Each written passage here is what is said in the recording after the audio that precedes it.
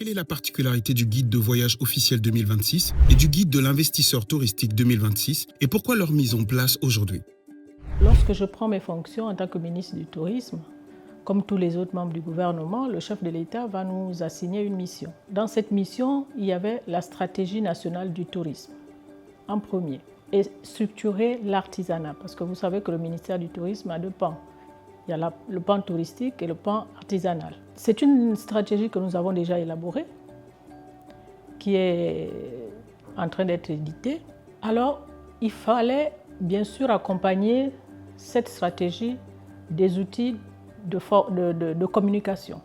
Donc, le guide officiel de voyage et celui de l'investissement sont deux outils stratégiques qui vont soutenir cette stratégie nationale du tourisme.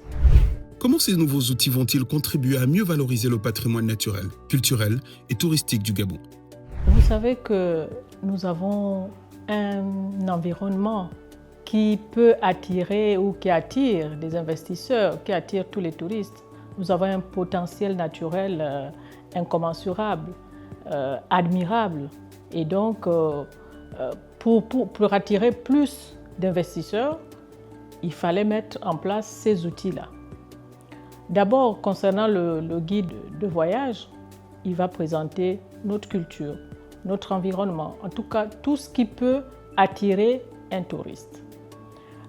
Préparer son voyage, qu'est-ce qu'il va y rencontrer, comment il va le faire.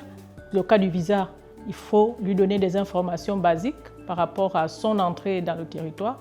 Tous ces éléments vont se retrouver dans ce guide de voyage.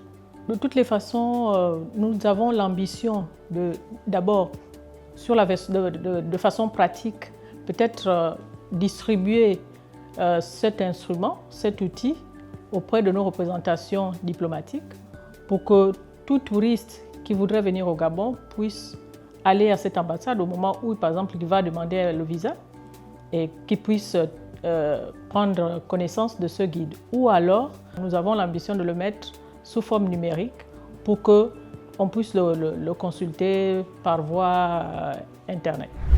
En quoi ce dispositif viendront-ils renforcer l'édition 2026 de la caravane touristique?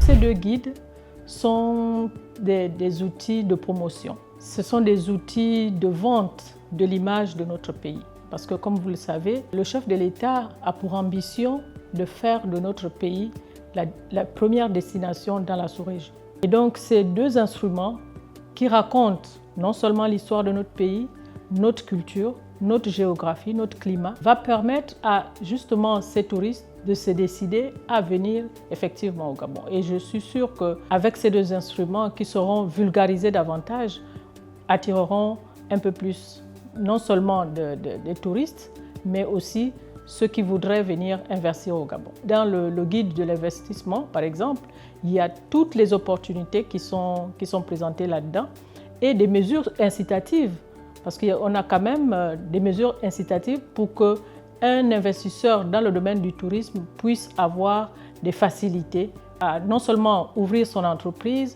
mais aussi à pouvoir construire ou aménager des sites.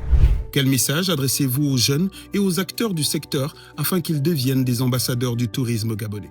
Les jeunes doivent être les ambassadeurs justement de notre beau patrimoine, aussi bien naturel que culturel. Il faut aller vers les territoires pour découvrir les beautés de notre pays. Et nous invitons toute la jeunesse à y prendre part.